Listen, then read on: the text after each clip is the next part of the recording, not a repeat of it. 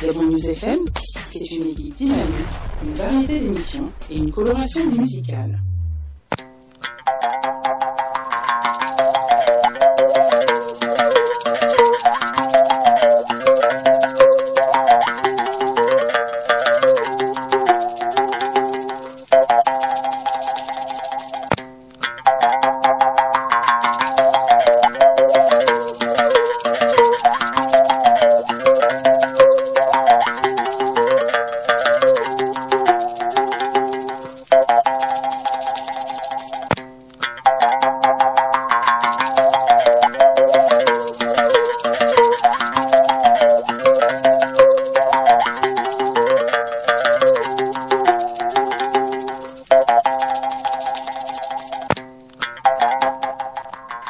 Mesdames et messieurs, bonsoir. Merci d'être à l'écoute de cette émission spéciale que nous vous réservons. Ici, nous recevons aujourd'hui Théophile Niembo Makita, très proche collaborateur de Jean Ping, président de l'URDP Tendance Makita Niembo. Il a participé au dialogue politique. Il est président du RAPID, c'est-à-dire Rassemblement pour l'alternance pacifique et l'interdépendance démocratique. Il est membre de la plateforme des partis politiques de l'opposition, groupement partis politiques de l'opposition au sein du groupe La Coalition avec les partis de l'opposition radicale HCR. Alors, monsieur Makita, on vous appelle monsieur le président ou bien le colonel. Bonsoir. Monsieur le président. Bonsoir, monsieur le président. Bonsoir. Nous sommes... je suis accompagné de John et de Donald Miyindo. Bonsoir Donald. Bonsoir John. Bonsoir à toi. Voilà, c'est un peu... Bonsoir Martial, bonsoir aussi à M. Théophile Niembo Makita et à Donald Miyindo. Oui, je rappelle aux auditeurs que Théophile Niembo Makita est colonel à la retraite. Avec vous, nous allons aborder l'actualité socio-économico-politique du pays. Mais tout d'abord, parlez-nous du RAPID. Qu'est-ce que c'est, le RAPID? Je vous remercie. Le RAPID, c'est le Rassemblement pour l'alternance pacifique et l'indépendance démocratique. C'est un parti politique que j'ai créé au lendemain de ma scission avec l'URDP parce que, au sortir des élections, il y a eu des turbulences au sein des partis qui ont composé la coalition de Jean Ping. Et donc, l'URDP, refusant d'aller au dialogue, je suis allé avec une partie des militants de ce parti dans le cadre d'une tendance. Et ça s'appelait URDP Tendance Makita Niembo. Au-delà de la tendance, sortie du dialogue, nous avions tellement d'adhésions que nous avons sollicité donc du gouvernement la légalisation de ce parti politique qui remplissait toutes les conditions requises conformément aux dispositions de la loi. Et au même titre que 4 ou 5 partis politiques du pays, nous avons été légalisés depuis le 15 janvier 2018. Alors, hier, les 41 partis politiques de l'opposition ont fait une déclaration. Déclaration au cours de laquelle M. Bruno Ben Mobamba a pris part. De quoi était-il question? Plus que vous aviez parlé des mesures prises par le gouvernement, quelles mesures visent à réduire les salaires de certains fonctionnaires et exclure les militaires et bien d'autres de la sécurité? Mais d'abord, il faut rappeler que la présence de Bruno Ben Mobamba ne surprend personne à cette rencontre avec la presse, parce qu'il est parti membre du groupe des 41. À ce titre, comme tous les autres partis, il a pris part à cette rencontre. Justement, quels sont les partis qui font partie de ce groupe des 41? Bon, je ne saurais les citer nommément. Je crois que nous avons fait le point avant la déclaration, donc le 26. Nous avons fait le point. Nous sommes aujourd'hui au nombre de 43 partis politiques. À ce groupe, vous excluez donc les partis composés par M. Manga Moussavour, M. Demezo, M. Ndao, et 3 de nos anciens collègues qui avaient joint ce groupe lorsqu'il fallait s'opposer à la mise en place du PG 41. Je peux vous rassurer qu'aujourd'hui, le PG 41 comporte en son sein 43 partis politiques, légalisés et reconnus. Reconnu par le ministère. Affirmatif. Oui. Et justement, en fait, par rapport aux mesures prises par le gouvernement.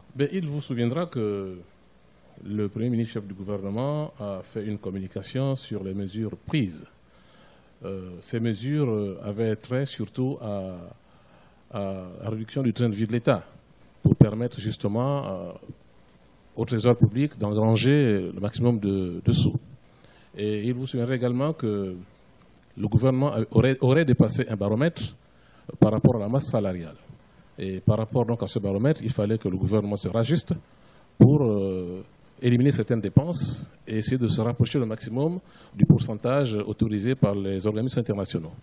Au-delà de ces mesures que nous avons jugées pour certaines acceptables, pour d'autres non acceptables, nous en reviendrons certainement, nous en parlerons, l'opposition s'est également intéressée au social, aux actes du dialogue politique, et puis, bien sûr, en première ligne, je disais tantôt, aux mesures gouvernementales. Donc nous avons essayé de regarder en cette période charnière entre le dialogue et les élections proches, nous avons essayé de regarder tout ce qui pourrait être des points d'achoppement entre le politique et le peuple et le commun des mortels. Et vous estimez dans votre déclaration, je cite la déclaration, elle est discriminatoire car elle exclut les agents des forces de défense et de sécurité, violant gravement le serment du président de la République par lequel il déclarait qu'il sera juste et loyal envers tous. Elle ravive davantage le climat social en soulevant un tollé général des organisations syndicales et des fonctionnaires civils de l'État. Le groupe des 41 rejette avec force les mesures iniques et injustes frappant les fonctionnaires qui ne doivent nullement faire les frais d'une gouvernance économique calamiteuse et désastreuse. Oui, nous assumons. Nous assumons parce que d'abord, vous savez, nous n'avons rien inventé. Le chef de l'État, dans ses multiples déclarations, a dit qu'il sera juste et loyal envers tous. Vous êtes mieux placé que moi en tant qu'homme de médias pour nous ressortir cette déclaration. Lorsque une mesure est nationale, elle doit concerner tout le monde. Mais là, nous constatons qu'elle est sectaire. D'où nous mettons le chef de l'État devant ses responsabilités. Aujourd'hui, vous êtes président d'un parti politique. Hier, vous étiez dans l'armée. Est-ce que, si cela était à l'époque où vous étiez à l'armée, est-ce que vous aurez pu réagir ainsi, c'est-à-dire rejeter cette mesure alors qu'elle pourrait vous bénéficier? Malheureusement, je ne suis plus dans l'armée et je ne pourrais répondre autrement à cette question si ce n'est par rapport à ma position actuelle. Je deviens homme politique et j'estime que quand une mesure concerne les Gabonais, il n'y a pas de sectarisme. Et même dans l'armée, qui vous dit qu'il y en a qui pensent comme nous, qui ne sont peut-être pas favorables aux coupes-sondes, mais qui croient comme nous qu'une mesure nationale est nationale. C'est tout. Je crois que M. Miyindo a une question à vous poser. Okay. Rebonsoir, M. Théophile Nyembo Makita. Bonsoir. Vous étiez colonel à l'époque, aujourd'hui homme politique. Les mesures concernant les fonctionnaires, il y a une scission, n'est-ce pas? Donc, on écarte les hommes de l'armée dans la mesure. Donc, elle n'est pas applicable à ces derniers. Pouvez-vous nous dire si ces militaires ont un statut particulier?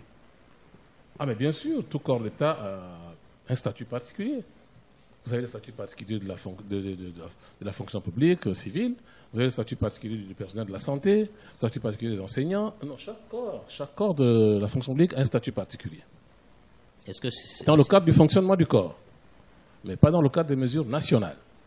C'est une mesure nationale, elle aurait dû toucher tous les corps de l'État. Donc Okay. vous insistez que c'est une mesure injuste et injustifiée? Ben, je sais que vous pensez comme moi, mais je dis oui. Je crois que certainement il va rebondir, John, à une question qui taraude l'esprit.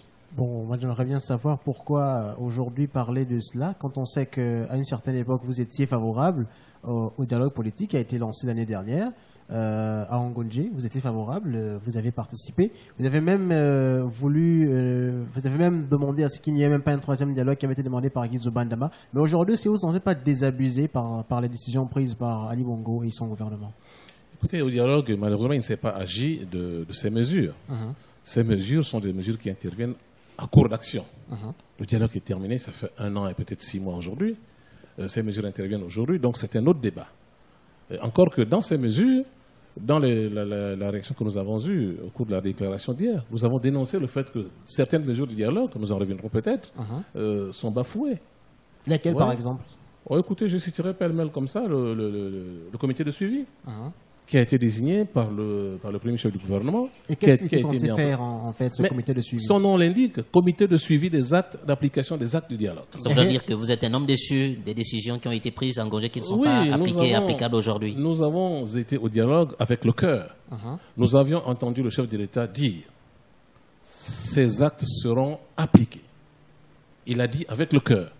Mais entre ce que le chef de l'État dit et ce qui groupille autour du chef de l'État pense, il y a forcément une marge importante. Le chef de l'État dit ce qu'il dit, mais ceux qui appliquent, ceux qui font prendre des actes et les font signer au chef de l'État, c'est d'autres personnes. Et je pense que là, il y a, j'ai envie de dire, 2 poids 2 mesures.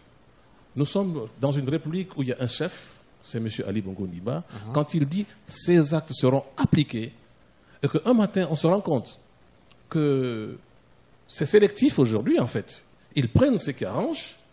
Ce qui arrange qui, je ne sais pas. Mais est-ce que dans le cas d'espèce, on pourra dire que c'est Ali Bongo qui dirige le Gabon? Disons, les décisions qu'il prend ne sont pas appliquées et ne sont pas suivies.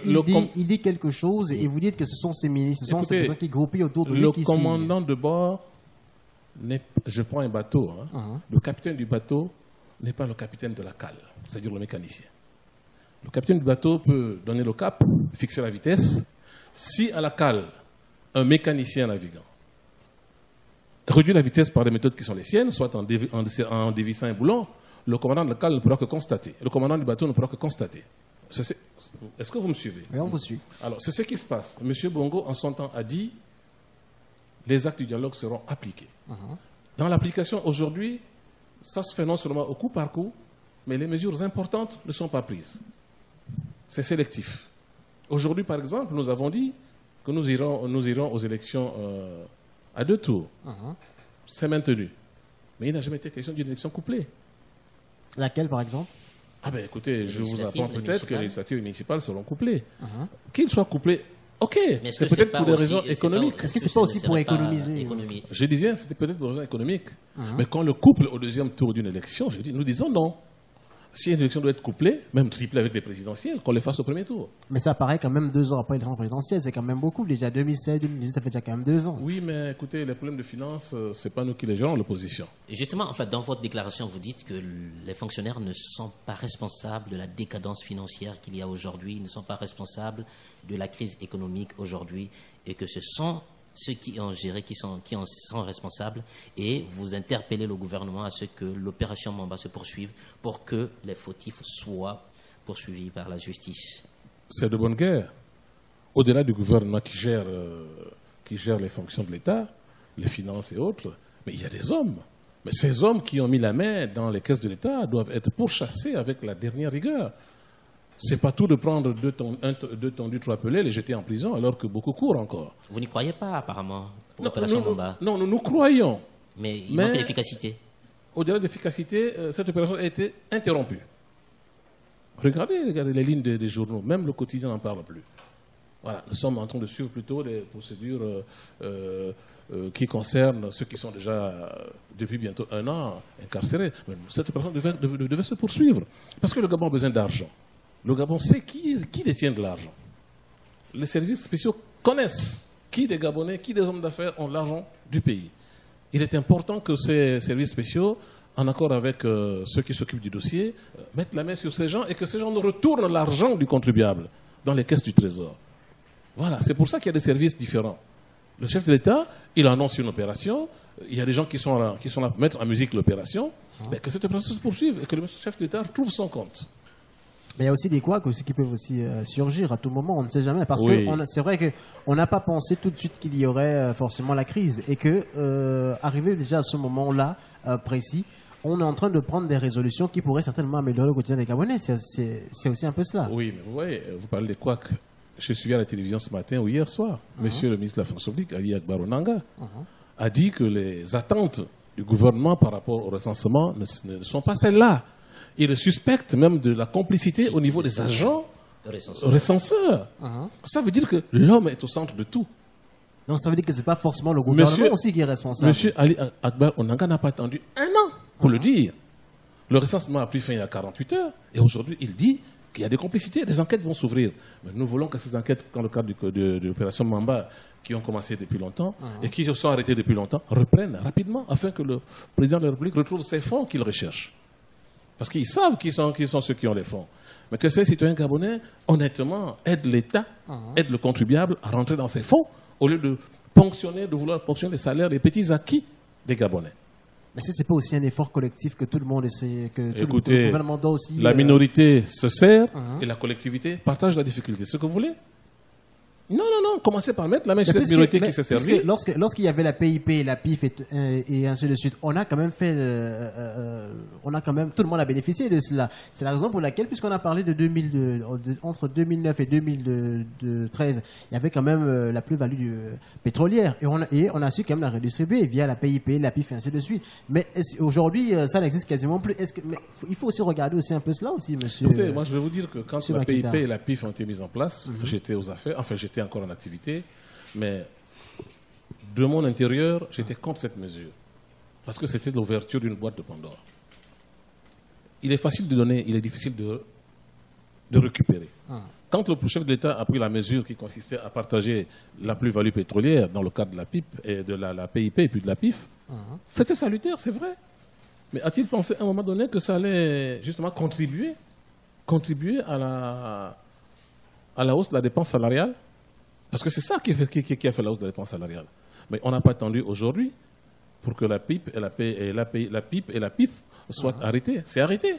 Parce qu'ils ont constaté que c'est une erreur grossière. Aujourd'hui, nous recherchons beaucoup d'argent. Nous recherchons des fonctionnaires fantômes. Le chef de l'État et son équipe gouvernementale et les services de renseignement savent qui sont ceux qui ont été aux affaires. Moi, je n'ai jamais été aux affaires. Donc, je ne peux pas être suspect. Toute personne est présumée non coupable pour les uns et présumé coupable pour les autres. Que les enquêtes se poursuivent, que l'opération Mamba se poursuive et que l'on mette la main sur ces gens-là, même s'ils ne vont pas en prison, qu'ils restituent au trésor public ce qu'ils gardent dans leurs maisons et dans les banques, dans les paradis fiscaux. D'accord. On va ouvrir le téléphone pour les auditeurs qui souhaitent réagir et poser les différentes questions à monsieur Makita Nyembo. Donc le téléphone, il est déjà ouvert, le 06 21 91 16, 06 21 91 16. Je crois que M. Miyendo avait une question. Ouais, j'ai une question pour le colonel Théophile Nyembo Makita. Les mesures gouvernementales touchent toutes les couches sociales. Mais on a un regard un peu plus important, un peu plus fixé sur les fonctionnaires. Mais que dire de la jeunesse? Cette jeunesse qui est, on va dire, secouée par la mesure, vu qu'on parle de non-recrutement depuis 3 ans. Depuis 3 ans. Oui, cette pauvre jeunesse. On n'en parle pas assez. On est plus fixé sur les fonctionnaires. Moi, je pense qu'un jeune aurait été mieux placé pour répondre à cette question, mais je répondrai quand même. Vous imaginez le creux que cela va porter sur 3 ans. Imaginez que, je prends un exemple en matière de la défense nationale. Imaginez que pendant 3 ans, il n'y ait pas de recrutement à l'armée. Et l'âge de la retraite correspond au grade. C'est-à-dire que vous pouvez avoir les grades différents, plutôt les mêmes grades, mais ne pas aller à la retraite à la même année, parce qu'on n'a pas le même âge. Celui qui, je prends un exemple comme ça, celui qui a par exemple 45 ans et qui est... Allez-y. Monsieur Makita, nous avons un auditeur au bout du fil. On va essayer de lui donner l'opportunité de poser des questions. Allô? Oui, allô? Oui. Oui, bonjour, c'est Daniel. Oui. Oui, alors j'ai une question pour l'invité. Oui, allez-y. Je suis souvent votre radio. Merci. Et normalement, il devait y avoir d'invité hier à 14h. Oui. Monsieur Belmono Mamba. Il s'est excusé parce qu'il a assisté à la réunion que votre invité d'aujourd'hui a organisée. Donc j'aimerais juste savoir s'il confirme que monsieur Belmono Mamba était là-bas hier. Et bon voilà, c'est la première question. Et deuxième question, c'est de savoir bon, en gros, quels sont les plans pour les élections à venir des 41 partis là. Voilà, merci. À cet auditeur qui vient d'intervenir. Alors, monsieur Makita, l'auditeur demande à savoir si vous confirmez que Bruno Bamba était bel et bien à la déclaration qui a eu lieu hier, je crois, au siège du Rapide. Et la deuxième question de savoir quel est le plan pour les 41 partis politiques de l'opposition pour les élections législatives à venir. Je vous remercie. Sans faire la langue de bois, je confirme qu'il était bien à cette réunion hier en costume bleu sombre, bleu nuit. Il était présent. Alors ceux qui l'ont croisé hier autour de 15h, 16h peuvent confirmer qu'il était en costume bleu nuit. Maintenant, par rapport au plan, nous avons déjà, dans le cadre de l'affectation de nos militants, c'est-à-dire la PG 41, au CGE, pour mettre en place les commissions électorales, nous avons dans le cadre du CGE, du PG 41, mis en place, ils ont désigné dans le cadre d'un consensus, on a désigné des membres des représentations provinciales, locales et départementales, et même communales du PG 41. Il vous souviendra que malheureusement nous ne sommes pas seuls. Au-delà du PG 41, le groupe conduit par nos trois aînés, Demezo, Mme Savou et Ndao, qui également ont fourni une liste. La déception pour nous vient du fait que le président Bomba Diengui également a produit une liste à lui seul. Et également, M. Langema Girard a produit une liste à lui tout seul. Et également, je crois que c'est l'Union nationale, non, il y a un autre parti, je ne sais plus lequel, qui a produit ça. En fait, le CGE se trouve face à 5 listes de propositions pour la composition des membres des bureaux du CGE. Non, ça voudrait dire que les membres du parti de l'opposition ne sont pas organisés. Non, vous avez l'opposition, le PG 41, c'est-à-dire le groupement auquel j'appartiens, qui a fait son travail avec 43 partis politiques. Oui. Maintenant, ce sont des groupements de toute façon. Et vous avez également le groupe des Demezo et compagnie qui ont fait leur travail à eux seuls. À eux seuls. Seulement, il y a des solitaires qui sont manifestés comme Elangema Girard, comme Bomba Diengui, et je crois qu'il y a un troisième qui ne me vient pas. Ça fait que nous ne savons pas si il va de soi, les postes que le PG 41 a postulés dans le cadre des représentations pour la mise en place des commissions électorales, nous ne les obtiendrons pas, puisqu'elles seront redistribuées entre les partis qui ont fourni des listes. Mais je peux garantir à l'auditeur que nous sommes consensuels. Au PG 41, nous faisons un travail collégial et nous allons partir au premier tour des élections de façon dispersée pour que tout le monde ait la chance. Parce que la loi que nous avons, l'un des actes que nous avons fait passer au dialogue consiste en cas de non-éligibilité d'un parti politique pendant 3 ans, ce parti sera dissous. Donc on va au premier tour en ordre dispersé pour que chacun ait la même chance que les autres. Et au deuxième tour, ceux qui seront éliminés soutiendront le candidat du groupe des 41. Pourquoi ne pas lancer une seule candidature unique? Ce serait quand même plus simple aussi. Vous savez, nous ne sommes pas à l'élection présidentielle. Nous sommes à une élection législative qui sera couplée à une élection locale, aux élections locales. Une candidature sacrifie déjà les autres partis politiques qui ont obligation d'avoir un élu au bout de 3 mandats. Donc c'est pourquoi nous avons pensé qu'il faut laisser tout le monde partir avec la même chance au départ. Écoutez, les électeurs auront le choix entre les candidats de la majorité sur l'opposition. Si maintenant au deuxième tour, nous avons un seul candidat du groupe de 41 qui est en course, et tous les autres le soutiennent. Personne ne dira que je n'ai pas d'élu parce que je ne suis pas allé aux élections. Vous comprenez pourquoi nous souhaitons que l'élection couplée se fasse au premier tour, pas au deuxième tour. Oui, revenons sur votre déclaration. Vous dénoncez le tâtonnement de l'opération Mamba ainsi que son caractère sélectif et partial. Et vous demandez au gouvernement de traquer tout suspect et complice, d'accélérer toutes les procédures de jugement des personnalités impliquées dans le détournement des fonds publics afin que les milliards dérobés soient reversés dans les caisses de l'État, d'une part. Est-ce que ce ne serait pas une mesure aussi où le serpent se mord la queue, on prend la même et on recommence? Tant mieux. Tant mieux. Pour nous, tout citoyen est présumé non coupable. Pour ceux qui poursuivent, tout citoyen est présumé coupable. Maintenant, dans ces culpabilités, il faut saisir le vrai coupable. Et si c'est le serpent qui se mord la queue, mais tant mieux. Pourvu qu'il ne se jette pas le venin dans sa queue. Est-ce que depuis vos déclarations, vous avez le sentiment d'avoir été compris? Est-ce que vous avez le sentiment d'avoir touché les gouvernants pour qu'ils se ressaisissent, pour qu'ils mènent véritablement les opérations, par exemple l'opération Mamba, pour qu'elle aille jusqu'à son terme? Ce que je peux vous dire en vous rassurant, nous avons donné des réponses franches au Premier ministre lors de la rencontre du ministère de l'Intérieur. Seulement ces réponses étaient données à M. le Premier ministre, au membre du gouvernement qui l'accompagnait. Nous avons pensé qu'il fallait que ces réponses soient étendues au commun des mortels, c'est-à-dire aux citoyens gabonais. D'où l'intérêt de cette déclaration d'hier. Écoutez, nous l'avons faite seulement hier à 15h. Il y en a qui ont commencé à le suivre. Certains journaux ont repris quelques passages. Mais nous avons plutôt souhaité que les journaux comme l'Union, enfin, les journaux les mieux lus, pour ne pas faire de la publicité, publient l'intégralité de cette déclaration. Parce que dans certains journaux, on prend ce qui caresse dans le sens du poil.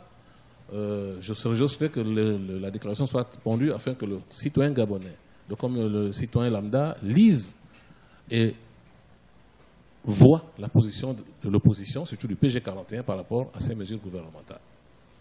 Oui, nous avons une question d'un auditeur qui dit « Monsieur Niembo Makita, bonsoir. Vous avez été très proche du président Jean Ping. Vous avez participé au dialogue social dont il a refusé. Aujourd'hui, quelles sont vos relations actuellement ?» Ben, sincèrement, j'ai l'intention d'aller rencontrer le président Jean Ping, lui dire bonjour et que la vie reprenne. Le président Jean Ping, il n'est pas dans les poubelles de l'histoire. Il est au contraire l'homme de la situation, pour avoir permis aux Gabonais d'ouvrir le deuxième œil, parce que les Gabonais voyaient d'un œil. Sa candidature a stimulé beaucoup de Gabonais, même beaucoup de citoyens apolitiques. Apolitiques, je dis bien. Et Ping, il va rester dans l'histoire du Gabon. Il n'est peut-être pas le président de la République aujourd'hui, mais grâce à lui, les Gabonais ont découvert beaucoup de choses. Grâce à lui, les Gabonais, aujourd'hui, sont intéressés par la politique. Vous savez, dans les rencontres que j'ai faites aujourd'hui, beaucoup disent que je n'ai jamais fait de politique, mais depuis 2016, j'ai décidé de commencer la politique et je reste en politique désormais. C'est une bonne nouvelle. Mes relations avec Ping vont certainement connaître de beaux jours bientôt. Je vais le rencontrer, c'est un aîné. S'il accepte de me recevoir, je pense qu'il acceptera. Je lui dirai bonjour. Beaucoup de gens m'ont déjà demandé de le rencontrer parce qu'en fait, on n'a pas de problème personnel. Nous avions simplement un malentendu, des incompréhensions. Ça, on va pas revenir là-dessus. Mais je reste un homme, un citoyen gabonais comme le président Ping. Aujourd'hui, je suis président d'un parti politique. Hier, j'étais premier vice-président de l'URDP. Aujourd'hui, je suis président du Rapide. J'estime que, en tant que citoyen et en tant qu'homme politique, j'ai l'obligation de rendre visite à mon aîné, à mon ancien candidat, et puis peut-être à un futur collaborateur sur le plan politique. Et cet auditeur poursuit en posant la question de savoir, vous étiez aussi proche de René Ndémézo ou bien aujourd'hui, est-ce que vous voyez, est-ce qu'aujourd'hui, ces mêmes relations d'hier sont les mêmes aujourd'hui? Bon, je crois que l'auditeur veut faire de Makita quelqu'un qui n'est pas reconnaissant. Non. Moi, je tire les leçons à chaque événement. Je vais lui répondre sincèrement parce que j'imagine que c'est quelqu'un qui connaît bien Makita et nos relations. Avec M. Jean Ping, je l'avais déjà dit quelque part au cours d'une interview, j'ai été déçu parce que quand j'ai été libéré, il ne m'a pas fait appel. J'ai été déçu parce que quand j'étais incarcéré pendant 2 mois, bien sûr, dans le cas des événements post-électoraux, je n'ai pas eu un signe d'espoir de M. Jean Ping. Nous avons été incarcérés, nous avons été pris en otage au siège au QG de Ping pendant 3 jours. C'était intéressant parce que tout le monde s'était préoccupé, lui en particulier. Mais lorsque les gens vont en prison individuellement pour sa cause, il nous a tous lâchés. Je comprends, il ne voulait peut-être pas avoir d'interlocuteur en face, puisque la position était telle qu'il se disait que c'est le chef de l'État, il n'y a pas d'intermédiaire en face. Alors, j'ai donc pris ma distance par rapport à M. Jean Ping. Je disais tantôt que j'attends partir vers lui.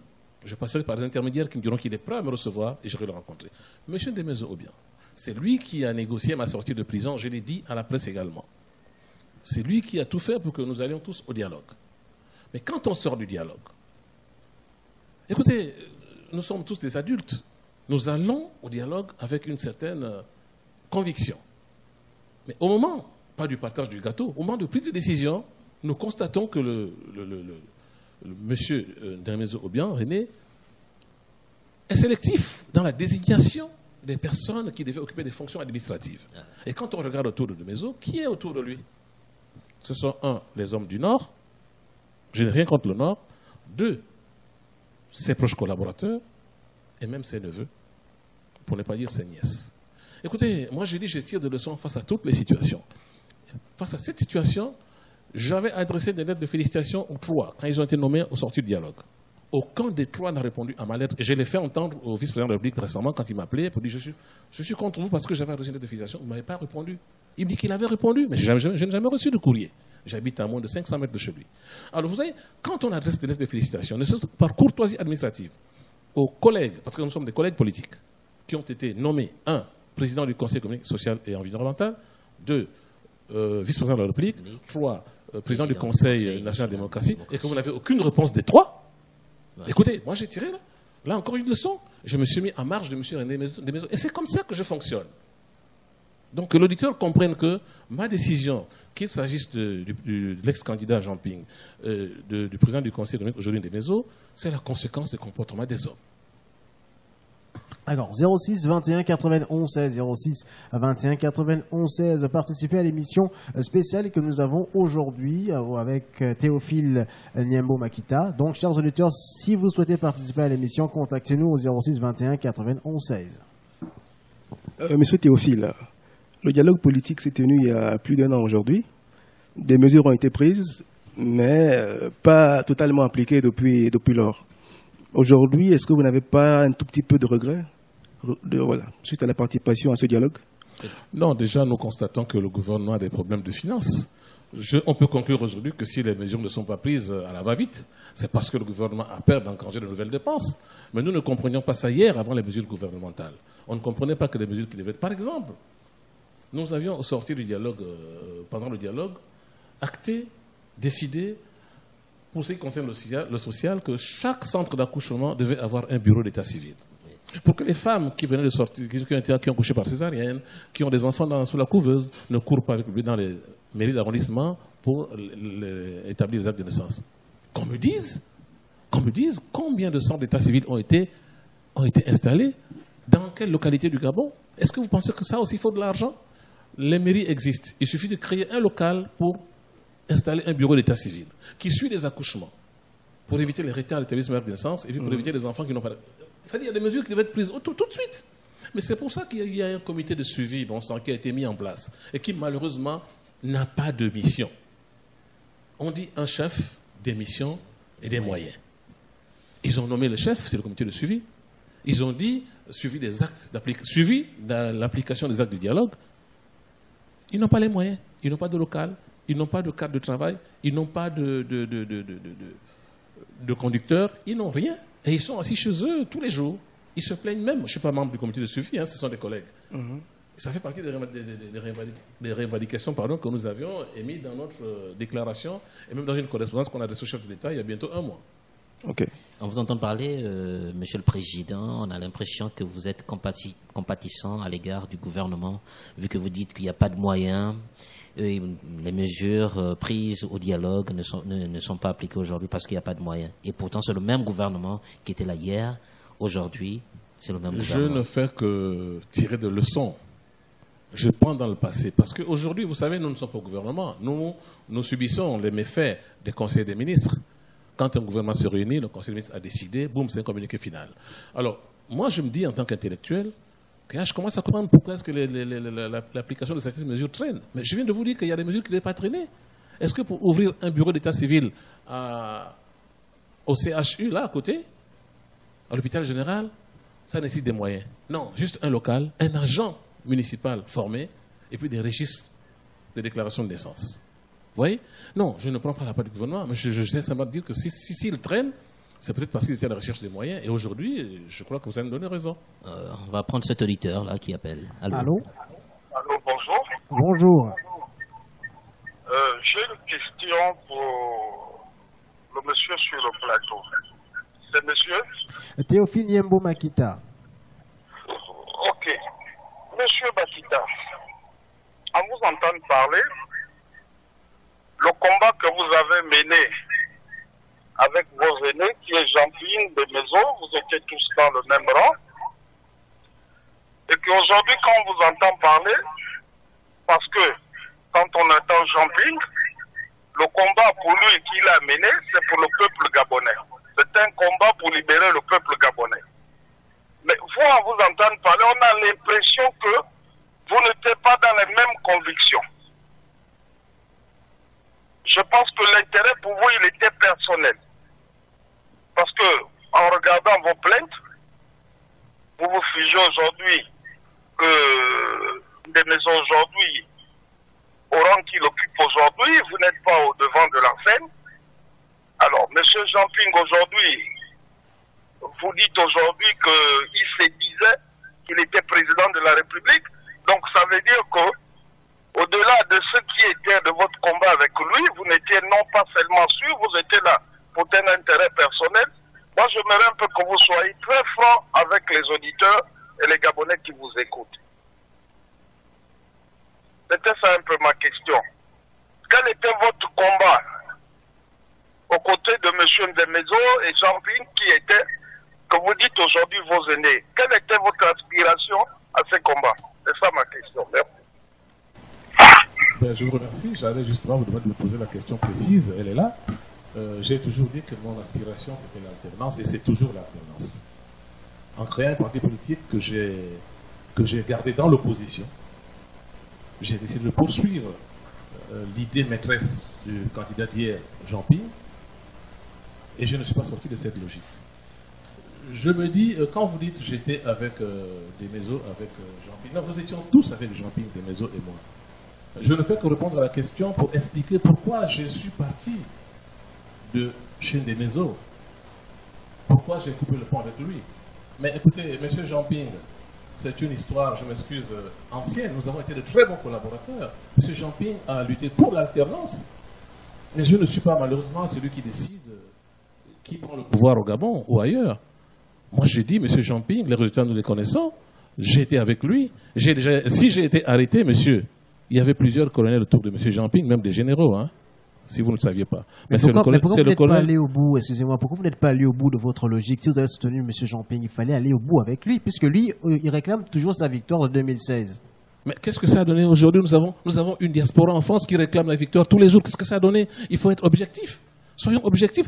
Une année a coulé, beaucoup d'eau a coulé sous le pont. Les gens ont crié et continuent à crier, continuent à braver le froid et la neige en France. Qu'est-ce que ça a donné?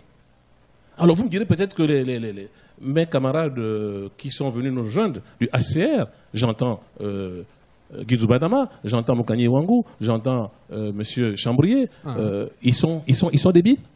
Non, ils ont compris qu'il faut entrer dans la bataille. C'est-à-dire la bataille, c'est approcher le maximum les personnes qui ont le pouvoir, discuter avec eux, échanger. Et c'est ça ma logique.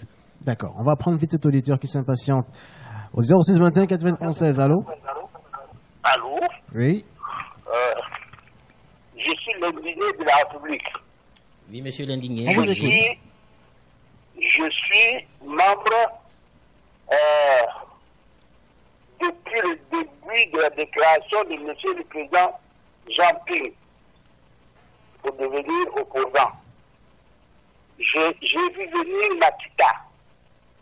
Monsieur Makita, celui qui vous parle, on se connaît très bien. Celui qui, avant le 4 juin, a mené pour la première fois M. Jean Ping à Franceville. Et si je vous dis cela, c'est pour que vous sachiez qui vous parle. Je vous reconnais par le quand vous aviez, vous êtes allé au dialogue, vous attendiez à quoi? Que faisiez-vous avec nous? Parce que nous, notre victoire, nous la réclamons jusqu'aujourd'hui. Vous êtes un général. Un général ne voyage pas au gré des intérêts. Nous avons gagné et nous continuons à réclamer notre victoire. Mais vous, aujourd'hui, vous voulez aller au dialogue. Il s'en est allé malheureusement, l'auditeur.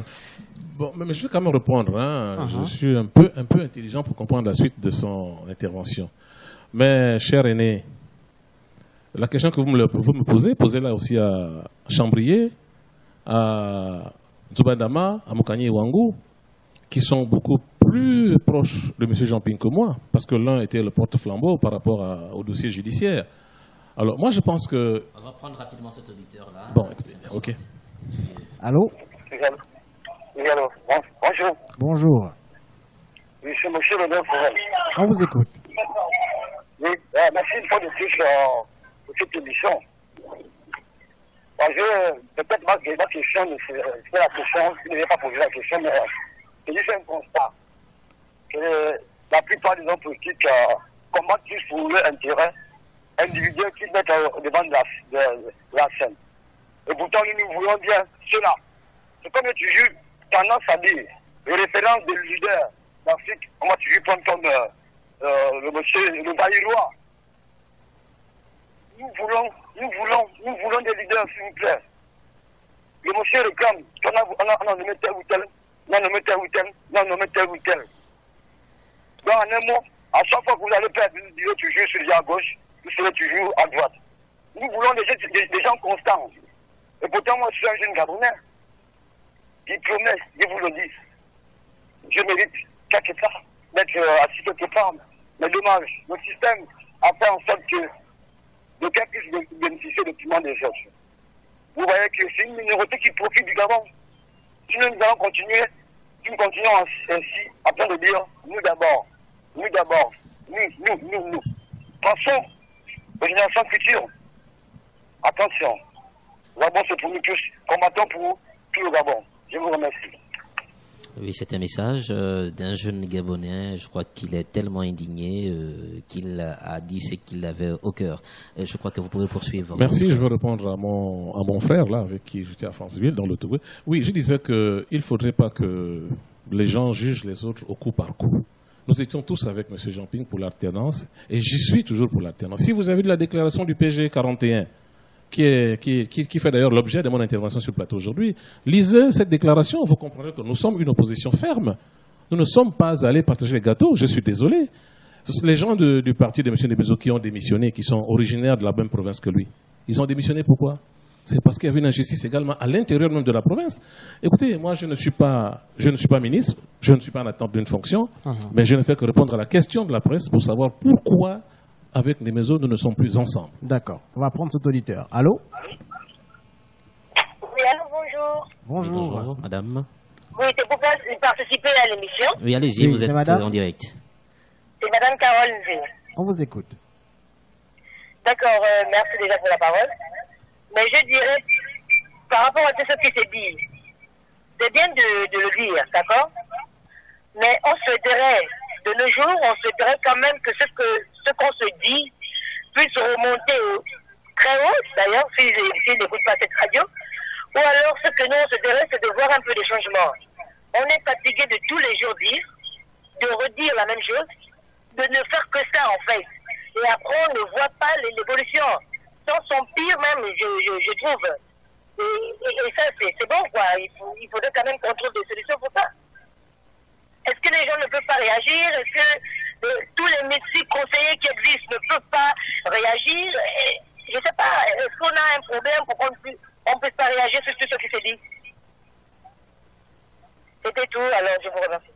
Et Madame Zé, Monsieur Makita Nyambo, en tout cas, c'est une femme qui estime qu'on parle plus qu'on ne voit des actions sur le terrain. C'est une très belle intervention.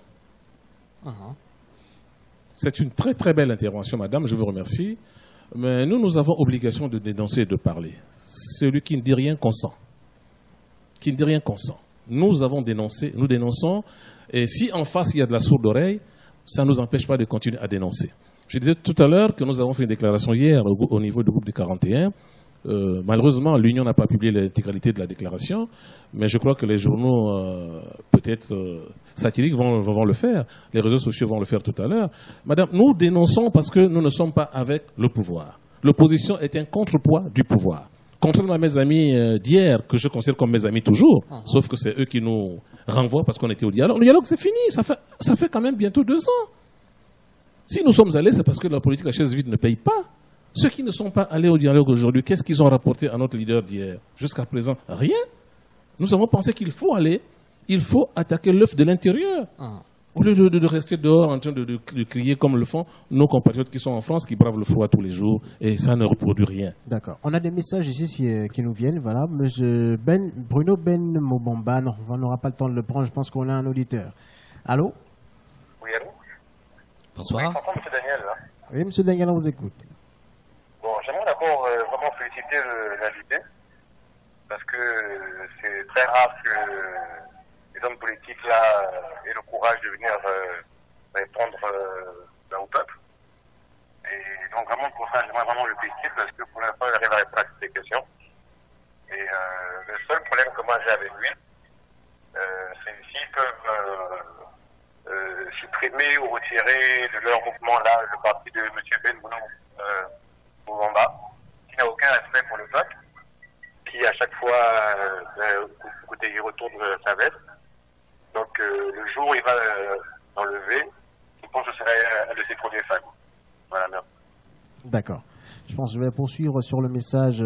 Bruno Ben Moubamba a déçu tous les auditeurs en annulant sa visite de 40 minutes à la dernière minute pour votre mouvement. Qu'en pensez-vous?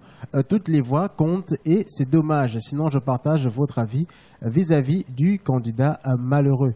Un autre message. Bonjour, je pense que M. Makita n'est pas un patriote, mais plutôt un mécontent.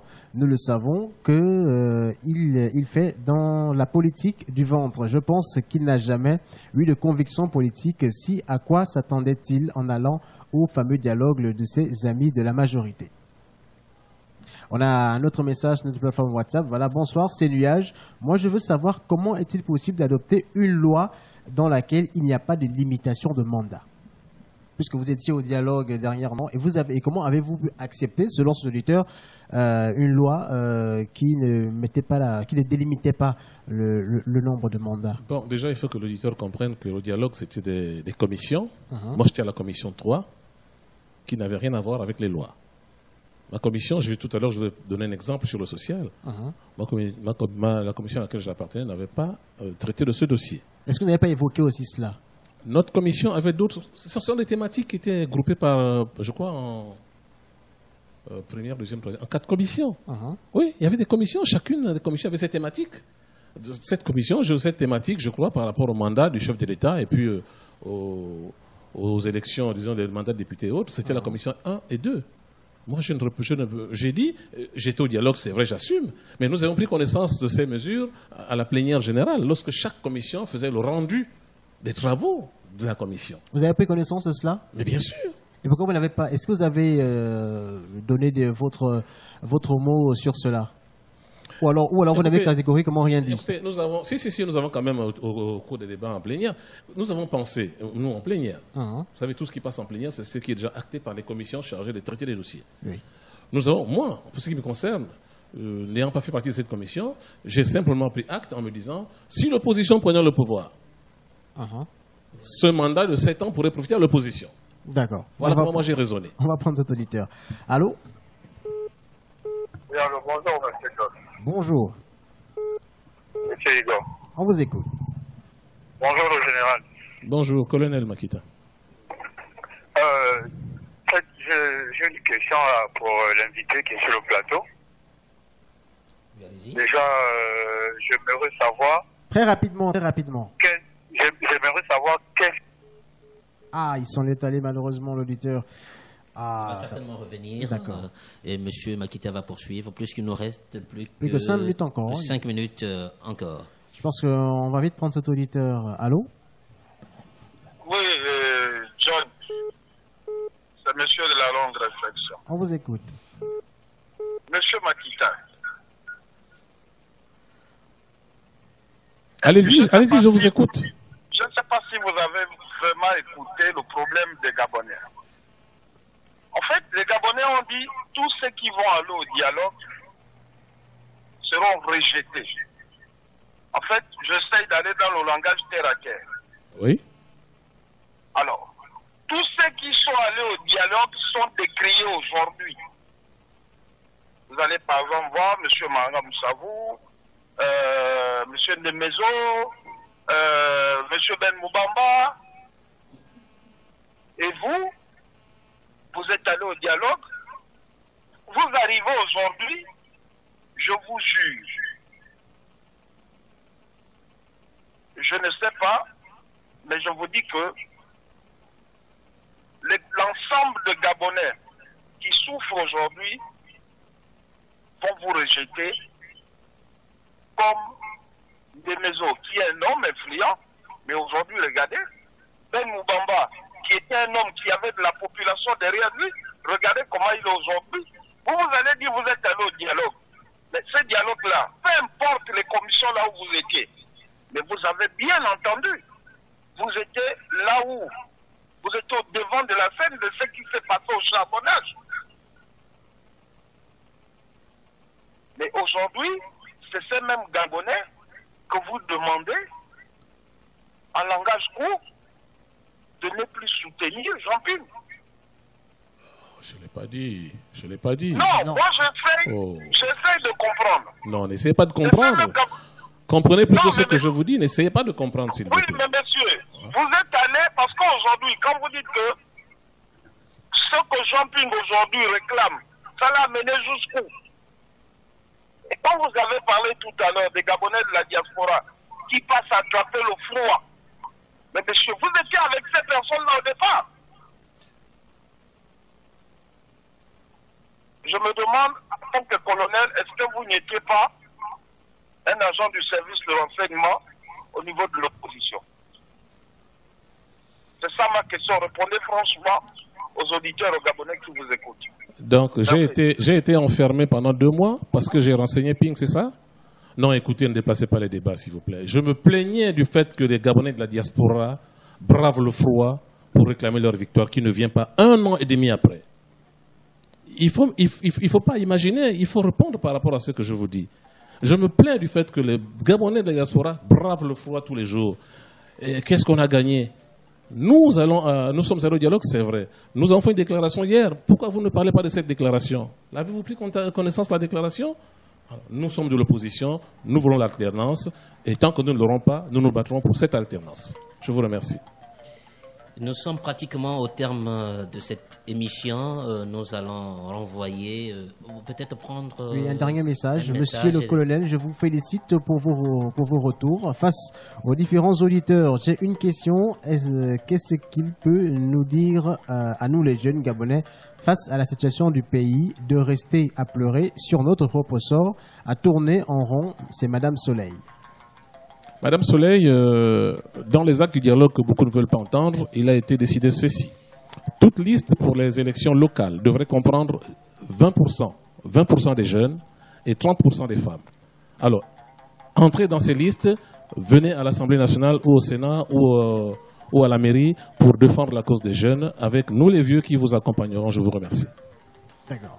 On va saluer les auditeurs qui nous écoutaient à l'intérieur du pays via notre site www.gabonnews.com, mais également ceux-là qui nous écoutaient, qui ont écouté aussi le colonel Théophile Niembo Makita au Ghana, au Congo, en France, en Côte d'Ivoire et au Sénégal. Donc, je disais que nous allons renvoyer très rapidement la parole à M. Makita Niembo pour un mot. Je remercie les auditeurs qui ont bien voulu me recevoir chez eux et prie que les uns et les autres tirent les leçons de chaque événement. La politique de la chaise vide n'a jamais payé dans aucun pays du monde. Il faut, malgré les résultats que nous connaissons, malgré le fait que l'État a repris toutes ses activités, il faudrait que vous vous sentiez concernés. Concernés pour que demain, l'opposition prenne l'Assemblée nationale, peut-être le Sénat, parce que le pouvoir peut se prendre par le bas en remontant. Je vous remercie. Alors, nous recevons Monsieur Théophile Niembo Makita, très proche collaborateur de Jean-Ping, président de l'URDP Tendance Makita, qui a participé au dialogue politique. Il est président du Rassemblement pour l'alternance pacifique et l'interdépendance démocratique. Il est aussi membre du PSG 41, groupement des partis politiques de l'opposition. Alors, merci M. Makita de nous avoir reçus. J'étais avec John et Donald, accompagnés de Big C. Merci de nous avoir écoutés. Sachez que la politique est l'art de toutes les possibilités. À très bientôt et bon week-end à tous. Merci.